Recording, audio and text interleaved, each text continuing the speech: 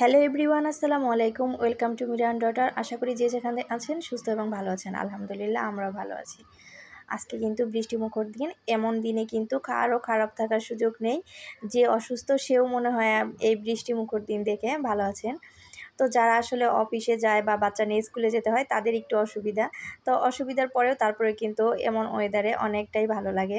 তো আজকে ভিডিওটা কিন্তু সকাল থেকে শুরু করেছিলাম। তো সকালে রুবা আমাকে স্কুলে পাঠিয়ে দিয়ে ফ্রিজটা আগে অফ করে রেখেছিলাম, সব জিনিসপত্র বের করে নিয়েছিলাম। আসলে মাসের শেষ, ফ্রিজে তেমন একটা জিনিস নেই। তো ফ্রিজ থেকে সব জিনিসগুলো নামিয়ে নিয়ে ফ্রিজটাকে অফ করে রেখেছিলাম। তারপরে তো বরফগুলো পরিষ্কার করে সুন্দর করে মুছে নিয়ে এখন আবার জিনিসগুলো রেখে দিচ্ছি। এদিকে কিন্তু আমার বাবা অফিস চলে গিয়েছে আর আমি কিন্তু আমার কাজগুলো শুরু করে দিয়েছি। আর এই মুহূর্তে যারা আমার ভিডিওতে ক্লিক করেছেন এবং ভিডিওটি দেখা শুরু করেছেন তারা প্লিজ ছোট্ট একটি লাইক দিয়ে আমার ভিডিওটি কন্টিনিউ করবেন। আপনাদের ছোট্ট একটি লাইক করে আমাকে আপনাদের মতো আরও কয়েকজনের কাছে পৌঁছাতে। আর আজকে যারা আমার চ্যানেলটি নতুন ভিজিট করছেন, এখনও সাবস্ক্রাইব করেননি, আমার ভিডিওর কোথাও কোনো অংশ যদি কথা বা কাজ এতটুকু ভালো লেগে যায় তো প্লিজ আমার চ্যানেলটি সাবস্ক্রাইব করে আমার পাশেই থাকবেন। আর ইতিমধ্যে যারা এই কাজগুলো করে ফেলেছেন তাদেরকে জানাই অসংখ্য অসংখ্য ধন্যবাদ। তো ফ্রিজের মধ্যে যেসব জিনিসগুলো ছিল সবগুলো উঠিয়ে ফ্রিজটা কিন্তু লাগিয়ে দিলাম। তারপর ফ্রিজটা আমি অন করে দিয়েছিলাম। এপাশে কিন্তু ফিল্টারে পানি ছিল না, তাই ভাবলাম আগে পানিটা দিয়ে নেই, তো তারপরে কাজটা স্টার্ট করি অন্য কাজগুলি। তো আমরা গৃহিণীরা যারা আছি, আমাদের যারা বাচ্চারা স্কুলে যায়, তো আর হাজব্যান্ড অফিসে যায়, তাদের কিন্তু খুব সকালে ঘুম থেকে উঠতে হয় এবং একটা ডেইলি রুটিনের মধ্যে চলতে হয়। তা না হলে কিন্তু আসলে আমরা কাজ করে এগোতে পারি না, এমনকি আমাদের শরীরের যে একটা রেস্টের প্রয়োজন সেটাও কিন্তু দিতে পারি না। আর খুব সকালে যদি ঘুম থেকে ওঠা যায়, প্ল্যান করে যদি কাজগুলো করা যায় টার্গেট নিয়ে, তাহলে কিন্তু আমরা সময়ের মধ্যেই সঠিক সময়ের মধ্যে কাজগুলো করে ফেলতে পারি এবং কি আমরা একটু রেস্টের জন্য সময় পাই। তো এইভাবেই কিন্তু প্রতিদিন আমার সকালটা শুরু হয়, একদম দুপুর পর্যন্ত চলে। তো ফিল্টারে পানি দেওয়ার পরে আমার যেহেতু কাজের খালা চলে আসবে, তার আগে আসার আগে আমি যে ঘরের ফার্নিচারগুলো থাকে, বিছানা, এগুলো ঝাড়া মোছা করে নেই। তো খালা এসে শুধু ঘরটা ঝেড়ে মুছে দিয়ে চলে যায়, আর যদি কাপড় ধোয়ার থাকে সেদিন কাপড়টা ধুয়ে দিয়ে যায়। তো আমার বুয়া কিন্তু 8:30 থেকে 9টা এটার মধ্যেই চলে আসে, কারণ এই টাইমটাতে না এলে আমি বাসায় থাকি না। কারণ রুবা আমাকে স্কুল থেকে নিয়ে আসার পরে আমি কিন্তু আবার ওকে নিয়ে কোচিংয়ে চলে যাই। দেখা যায় যে যে টাইমটাতে বুয়া আসবে ওই টাইমটাতে আবার আমাদের ঘুমের টাইম দুপুরে, তো তখন আসলে কিন্তু বিরক্ত লাগে। আমাদের দুপুরের রান্নাটা সেটা কিন্তু রুবা আমাকে যে ওর বাবা স্কুলে দিয়ে আসে আর রুবা আমার বাবা অফিস চলে যায়, তারপরে কিন্তু আমি যে ঘরবাড়ি গুছিয়ে তারপরে কিন্তু রান্নার কাজটা শুরু করি। তো যতটুক করতে পারি রুবা আমাকে নিয়ে আসার আগে ততটুক করে আবার রুবা আমাকে নিয়ে আসি। তারপরে বাকিটুক করে রুবা আমাকে গোসল করিয়ে কোচিংয়ে চলে যাই। কোচিং থেকে এসে দুই মা মেয়ে মিলে খেয়ে দিয়ে তারপরে একটু রেস্ট নেই। তো এখানে কিন্তু আমি এই যে টাকি মাছ ভর্তাটা করছিলাম। তো প্রথমে টাকি মাছটা একটু ভেজে নিয়েছিলাম, তারপরে 2-3 কোয়া রসুন দিয়েছি আর পেঁয়াজটা দিয়েছি। আমরা কিন্তু এভাবে টাকি মাছটা ভর্তা করি। তো এটা টাকি মাছটা প্রথমে ভেজে নেই, তারপরে কিন্তু পেঁয়াজ, রসুন, কাঁচামরিচ এভাবে ভেজে নেই। শুকনো মরিচ দেবো, তার জন্য কিন্তু শুকনো মরিচগুলো আগে ভেজে নিয়েছিলাম। এটা কিন্তু হাতে মেখে ভর্তা করব। তো অনেক অঞ্চলে কিন্তু আছে টাকি মাছের ভর্তাটা পাটায় বেটে করে। আসলে এক এক অঞ্চলে কিন্তু খাবারের মেনুটা এক এক রকম হয়। দেখা যায় যে খাবারের জিনিসগুলো ঠিকই থাকে, তো খাবারের রান্না করার ধরনগুলি আলাদা থাকে। তো এই যে টাকি মাছটা কিন্তু আমার ভর্তার জন্য যে করেছিলাম সেটা কিন্তু ভাজি হয়ে গেছে। এখন আমি এই যে মাঝখান থেকে কাঁটাটা বেছে ফেলে দিব, তারপরে কিন্তু হাতে মেখে ভর্তা করে নেব। তো কাঁটা থাকলে কিন্তু ভর্তাটা খেতে অনেকটাই অসুবিধা হবে। কিন্তু আমি যখন বাড়িতে ছিলাম আমার শাশুড়ি মার কাছে, তো তখন যদি এরকম বেছে ভর্তা করতাম, মা কিন্তু বলতো যে বাছতে হবে না, এমনিতেই ভর্তা করো। কারণ মা আবার কাঁটা চিবাতে খুব পছন্দ করে, যার কারণে বলতো যে কাঁটা বাছতে হবে না। তো আমার তো আবার ছোট মাছ, মলা যে মাছ আছে সেটাও কিন্তু বেছে খেতে হয়। তো আমার শাশুড়ি কিন্তু সবসময়ই বলে যে এই ছোট মাছটাও তোমার বেছে খেতে হবে। এটা কিন্তু আমার বাবাও বলে যে মলা মাছ বেছে আবার খেতে হয়। এটা শুধু আমি না, আমি আর আমার আম্মা দুজনেই আমরা এরকম। আসলে কাঁটা দেখে খুব ভয় লাগে, যখন কখনো যদি গলায় আটকে যায় এর ভয়ে আমরা এরকম বেছে খাই। আমি যখন এই ভর্তাটা করছিলাম তখন কিন্তু ঘড়িতে 9টা বাজে। তো রুবামার স্কুল ছুটি হয় 10:30টায়। আমাকে 10টার ভিতরে যতটুকু রান্না করতে পারি ওটা শেষ করে কিন্তু রুবামাকে নিয়ে আসার জন্য যেতে হয়। তো রুবামাকে আনার পরে বাদবাকি রান্নাটা কমপ্লিট করে তারপরে কিন্তু রুবামাকে গোসল করে আবার আমি কোচিংয়ে চলে যাই। ওখানে আমি 2 ঘন্টা থাকি, তারপরে কিন্তু রুবামাকে নিয়ে আসি। আর এই যে এখন কিন্তু আমার ভর্তাটা হয়ে গেছে। তো শুকনো মরিচ দিয়ে কিন্তু ভর্তা খেতে খুব ভালো লাগে। আমি কিন্তু টাকি মাছটা 2 রকম মরিচ দিয়েই করেছি, কাঁচামরিচ, শুকনো মরিচ দুটাই মিক্সড করে দিয়েছি। আর এখানে এই যে কিছু চান্দা মাছ ভেজে নিচ্ছিলাম, এটা পাটায় পিষে ভর্তা করব। তো এই চান্দা মাছটা ভর্তা খেতে কিন্তু খুব মজা লাগে গরম ভাতের সাথে। এটার সাথে যদি কিছু মিক্সড ছোট চিংড়ি থাকতো তাহলে ভর্তাটা কিন্তু আরও বেশি মজা লাগতো। তো যেহেতু আমার কাছে ছোট চিংড়ি ছিল না, তো এখন তো আর কিছু করা যাবে না, এভাবেই খেতে হবে। তো মাছটা কিন্তু খুব সুন্দর করে প্রথমে ভেজে নিয়েছিলাম, তারপরে কিন্তু পাটায় পিষে নিব। আমি যে গত ভিডিওটা আপলোড করেছিলাম টিপসের, তো এই ভিডিওটা কিন্তু আমার অনেক আপুরা খুব প্রশংসা করেছে এবং খুব পছন্দ করেছে এবং কি সুন্দর সুন্দর কমেন্ট করেছে। তো আমার আপুরা, যেসব আপুরা এত সুন্দর সুন্দর কমেন্ট করেছে তাদের মূল্যবান সময় নষ্ট করে, তাদেরকে আমার পক্ষ থেকে অনেক অনেক ধন্যবাদ। আমরা যেদিন ফ্রিজ পরিষ্কার করি ওই দিন দেখবেন নিজের অজান্তে অনেক কিছু ফ্রিজ থেকে বের হয়ে গেছে, যেটা আমাদের মনেও নেই কবে রেখেছিলাম। এটা কবে রেখেছিলাম এটা মনে নেই। তো এরকমই কিন্তু আজকে আমার হয়েছে। এই যে এই দুধটা আমি কবে রেখেছিলাম ফ্রিজে এটা কিন্তু আমার মনেই নেই। এখানে 1 লিটার দুধ ছিল। তো ফ্রিজ পরিষ্কার করতে গিয়ে এটা আমি কিন্তু পেয়েছি। তো মাঝে মাঝে এরকম কিন্তু অনেক মাছ মাংসও পাওয়া যায় যে যেটা কবে রাখি সেটা খেয়াল থাকে না, ফ্রিজ পরিষ্কার করতে গেলে কিন্তু বের হয়ে যায়।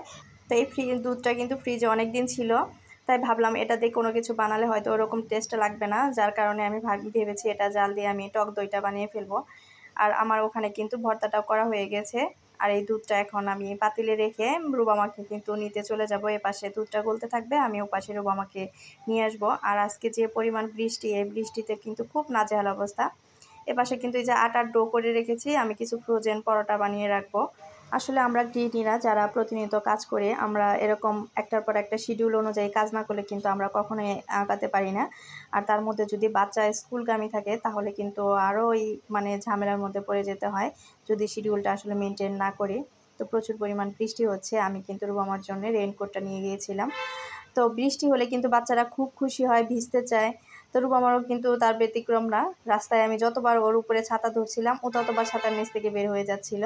আমি বলতেছিলাম আমি নিজে ভিজে তোমার উপরে ছাতা ধরতেছি আর তুমি ভিজতেছো। আর একটা রিক্সাও পাচ্ছিলাম না। তো ও কিন্তু খুব মজা পাচ্ছিল। তো 2 মা মেয়ে মিলে রাস্তায় দাঁড়িয়েছিলাম, ভাবলাম একটু ভিডিও করে নেই। আর রুবামা আমাকে জিজ্ঞেস করতেছিল, মা তুমি কি ছোটো সময় বৃষ্টিতে ভিজোনি? তো আমি বলতেছিলাম না, আমি কখনো বৃষ্টিতে ভিজি না। বলে যে কেন? বললাম যে আমার অ্যালার্জি আছে, আমি যদি বৃষ্টির পানিতে ভিজি তাহলে আমার শোল চুলকায় এবং কি শোলটা লালচে হয়ে যায়, র্যাশ ওঠে, যার কারণে যদি কখনো মন চায় তারপরে আমি বৃষ্টিতে ভিজতে পারি না। তো বৃষ্টিতে ভিজে আসার সময় কিন্তু রুবামা এই যে কিছু নাস্তা খেতে চেয়েছিল, জিজ্ঞেস করেছিলাম তুমি কি কিছু খাবে কিনা? তো বলেছিল সমোসা আর সিঙ্গারা খাবে, তাই 2 মা মেয়ের জন্য নিয়ে এসেছিলাম। আমার মেয়ের ডিমান্ড কিন্তু খুব কম। ওকে যদি কখনো ওর বাবা বা আমি কোনো কিছু অফার করি যে তুমি কি নিবে বা কি খাবে বা কি করতে চাও, ও কিন্তু ডিসিশন সহজে নিতে পারে না। আর যদিও নেয় সেটা কিন্তু খুব অল্প পরিমাণে থাকে। তো এত বৃষ্টির মধ্যেও কিন্তু আমি রুবামাকে স্কুলে নিতে যাওয়ার আগে কিছু বাজার করেছিলাম। বাজার করে তারপরে ওকে স্কুল থেকে নিয়ে এসেছিলাম।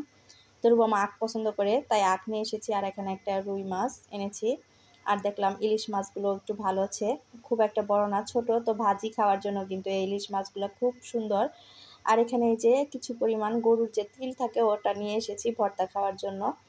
আর রুই মাছ আর তিলটা কেনার পরে আমার আসলে ইলিশ মাছের প্রতি চোখটা পড়েছিল, যার কারণে আমি খুব একটা বেশি আনতে পারিনি, আমার কাছে টাকা ছিল না। তো ইলিশ মাছটা খুব ভালো ছিল, খুব আফসোস করতেছিলাম যে আসলে বেশি করে টাকা নিয়ে যেদিন না যাই সেদিনই এমনটা হয়। আর এখানে কিন্তু আমি রুই মাছটা এই যে আঁশ ছাড়িয়ে নিয়েছি, ধুয়ে পরিষ্কার করে নিয়েছি, তারপরে কিন্তু আমি মাছটা কাটবো। তো সবসময় মাছটা আমি এভাবেই কাটি, আগে আঁশটা ছাড়িয়ে এরকম পরিষ্কার করে নিই, তারপরে মাছটা কাটি। আমি কিন্তু কখনো ছাই দিয়ে মাছ কাটি না, এটা আমার আগের থেকেই অভ্যাস। তো ছাই দিয়ে মাছ কাটতে কেমন যেন আমার খুব বিরক্ত লাগে। এখানে কিন্তু আমি আরেকটা তরকারি রান্না করে নিচ্ছি, শুটকি মাছ রান্না করবো। আসলে শুধু 2 রকম ভর্তা করেছি, এটা দিয়ে আমাদের মেয়েদের খাওয়া হয়ে গেলেও কিন্তু আসলে ঘরে যে ছেলে মানুষ থাকে তাদের কিন্তু আসলে শুধু ভর্তাতে খাওয়া হয় না, তার সাথে একটু তরকারি বা ডাল লাগে। এখানে কিন্তু এই যে পুঁটি মাছের শুটকি দিয়ে আমি মোচা রান্না করব। আর এই মোচা রান্না করতে করতে আমি আমার এক মিষ্টি আপুর কমেন্টস পড়ে নিচ্ছি। তো শাহিনাজ ব্লগ আইডি থেকে আপু আমাকে কমেন্ট করেছে, তোমার রুটি খেতে চাই আপা, আমি একটু মজা করলাম, তুমি যখন কোনো ভিডিও এবং রেসিপি দাও আমার খুবই ভালো লাগে, সবার জন্য সহজে কি দারুণ কাজ শিখিয়ে দিলে আপা। তো অসংখ্য ধন্যবাদ শাহিনা আপু, তুমি এত সুন্দর করে একটা কমেন্ট করেছো। আর এই যে আপু যে আমাকে আপা বলে ডেকেছে, এটা আসলে অনেক বড় কিছু আমার কাছে পাওয়া, কারণ আপা ডাকটা মনে হয় ভিতর থেকে আসে, আপনজন এরকম কিন্তু লাগে। আর এই যে এখানে কিন্তু এই যে কলার মোছাগুলো একটু হলুদ দিয়ে আমি কিন্তু ভাপ দিয়ে রেখেছিলাম, তারপর অনেক সুন্দর করে ধুয়ে পরিষ্কার করে রেখেছিলাম। এখানে কিন্তু শুটকি মাছটা কষানো হচ্ছে, তারপরে কিন্তু কলার মোছাগুলো দিয়ে দিব। এখন আমি আমার আরেকটা মিষ্টি আপুর কমেন্ট পড়ে নিচ্ছি, taste and tales with Salma. ID থেকে সালমা আপু, আমাদের সবার প্রিয় আপু সালমা আপু। তো সালমা আপু আমাকে কমেন্টে লিখেছে, লাইক করে তোমার টিপসের ভিডিওটি দেখা শুরু করলাম, ইনশাআল্লাহ পুরো ভিডিওটি জুড়েই আমি থাকবো, বিশ্বাস করো তোমার প্রত্যেকটা কথা এবং কাজ আমার দারুণ লাগলো, কারণ আমাকে সারাদিন দৌড়াতে হয় দুটো মেয়ের পেছনে। অনেক ধন্যবাদ সুন্দর একটি টিপস শেয়ার করার জন্য, ভালো থেকো।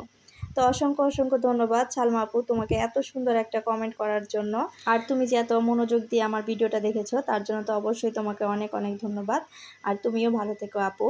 আমি যে গত ভিডিওতে টিপসগুলো শেয়ার করেছি তার মধ্যে সবচেয়ে বেশি সবার কাছে বেশি যে টিপসটা বেশি ভালো লেগেছে আর কমেন্টস এসেছে, মাছ কষানোর যে আইডিয়াটা ইলিশ মাছের। তো এটার জন্য অনেক বেশি কমেন্টস পেয়েছি আমি। অনেকেই কিন্তু এই টিপসটা অনেক ভালোবেসেছে এবং অনেকেই বলেছে এই টিপসটার কথা আগে কেউ জানতোই না, এরকমও কিন্তু লিখেছে। তো এই যে জানতাম না বা জানি না তোমার থেকে শিখলাম, এটাতে বলাতে কিন্তু কেউ আসলে ছোট হয়ে গেল না। কেউ কিছু নাই জানতে পারে, আমি কি সব জানি? আমিও কিন্তু সব জানি না। তো আমি কিন্তু অনেক কিছুই ভিডিও দেখে শিখছি, শুনছি।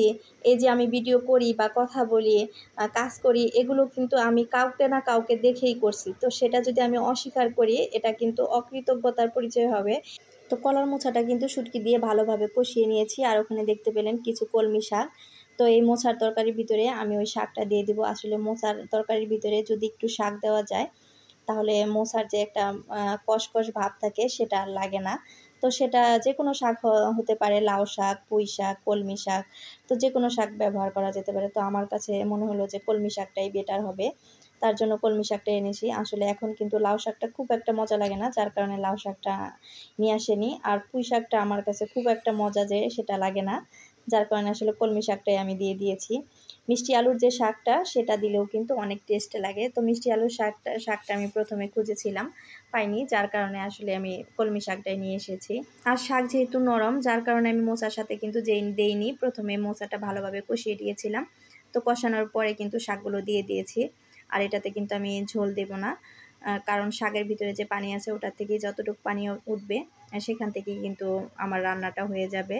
তো এইভাবে মোছা দিয়ে শুটকি মাছ রান্না করে যারা খাননি তারা খেয়ে দেখতে পারেন। তো এই ভিডিওটা আমার আপলোড করার খুব একটা ইচ্ছা ছিল না, এই ইচ্ছাটা জাগার একটাই কারণ, তো আমি যখন রুবামাকে কোচিনে নিয়ে যাই, কারণ অনেক ভাবিরাই আসে, সেখানে তো অনেক রকম গল্প সল্প হয়। তো সেখানে কিন্তু আমাদের রান্নাবাড়ি নিয়েও কথা হয়। তো যখন আমি বলেছিলাম যে কলার মোচা দিয়ে শুটকি মাছ রান্না করেছি, তো তখন এক ভাবি আমাকে বলেছিল যে কলার মোচা দিয়ে শুটকি মাছ এটা তো কখনো খাইনি, কিভাবে রান্না করতে হয়। তো পুরো রেসিপিটা সে আমার কাছ থেকে শুনে নিয়েছিল আর বলেছিল রান্না করে খেতে হবে। তো তখন আমার মাথায় আসলো যে এরকম তো আছে অনেকেই এই ভাবির মতোই জানে না যে মোচা দিয়ে আবার শুটকি মাছ খায়, আর যারা জানেন তারা তো জানেনই। তাই কিন্তু আজকে আমি এই সাধারণ রেসিপিটা ভিডিওতে শেয়ার করেছি। আসলে মানুষ যে কত রকমের হয় সেটা ইউটিউবে না আসলে আর বাহিরে চলাফেরা না করলে বুঝতেই পারতাম না। তো আমি গত ভিডিওটা যে আপলোড করেছি, ভিডিওটা আপলোড করার ঠিক 6 থেকে 7 মিনিট পরে আমার ভিডিওতে একটা কমেন্ট এসেছে যে আপু ফুল ওয়াচ করলাম, তোমার ভিডিওটি অনেক ভালো লাগলো, ইলিশ মাছের রেসিপিটা খুব সুন্দর লাগলো। তো কমেন্টটা পড়ে আমার এত হাসি পেয়েছিল। আমি ভিডিও আপলোড করেছি খুব সম্ভবত 12-13 মিনিটের, আর ভিডিও আপলোড করার 8 মিনিট পরেই উনি আমাকে বলছে ফুল ওয়াচ করেছে এবং ইলিশ মাছের রেসিপিটা খুব সুন্দর হয়েছে। অথচ আমি কিন্তু ইলিশ মাছের কোনো রেসিপিই দিইনি, জাস্ট ইলিশ মাছ কষানোটা দেখিয়েছি। তো আসলে এমনটা না করলেও কিন্তু হয়, আপনার মন চায় না দেখবেন না, তো সেখানে তো আমি জোরাজুরি করতে পারবো না। আপনার কাছে আমার ভিডিও নাই ভালো লাগতে পারে, তো সেখানে তো আমি জোর করে আমার ভিডিওটাকে আপনাকে দেখাতে পারবো না বা ভালো লাগাতে পারবো না। তো আমার কাজ বা কথা সবার কাছে যে ভালো লাগবে এমনটা কিন্তু আমি কখনোই আশা করি না, কারণ অন্যান্যরা যখন কাজ করে বা কথা বলে সেগুলো যে আমার সব কিছুই ভালো লাগে তা কিন্তু না।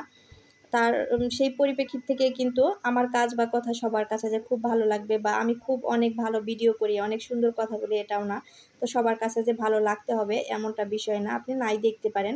তো শুধু শখ করে এমন মিথ্যা কথাগুলো না বললেই হয়। আমি আমার যেসব আপুদের ভিডিও দেখি খুব বড় কমেন্টস দেয়, সেটা হয়তো অনেক সময় করতে পারি না, কারণ দেখা যায় ম্যাক্সিমাম আপুদেরই ভিডিওগুলো আপলোড করা হয় সন্ধ্যার পরে। তো আমাদের যাদের বাচ্চারা আছে তারা কিন্তু ম্যাক্সিমাম টাইমে বাচ্চাগুলোকে সন্ধ্যার সময় পড়াতে বসায়। তো ওই মুহূর্তে দেখা যায় মনোযোগ দিয়ে ভিডিও দেখে কমেন্টস করা হয় না, অন রেখে হয়তো ছোট্ট একটা কমেন্টস করে চলে আসি, কিন্তু কখনো মিথ্যার আশ্রয় নেই না। একটা জিনিস আমাদের সবারই মনে রাখা উচিত, মিথ্যা কিন্তু কখনো সফলতা আনে না, ধ্বংস ডেকে আনে। এখানে কিন্তু এই যে মোচার তরকারিটা বেড়ে নিয়েছি, হয়ে গিয়েছে। আর আগে যে মাছ ভর্তাটা বানিয়েছিলাম চান্দা মাছ, সেটা কিন্তু দেখানো হয়েছিল না, তো সেটাই এখানে শো করছি। আজকে কিন্তু এখান থেকে বিদায় নিব। দেখা হয়ে যাবে নেক্সট কোনো ভিডিওতে। সবাই ভালো থাকবেন, সুস্থ থাকবেন, আমাদের জন্য দোয়া করবেন। আল্লাহ হাফেজ।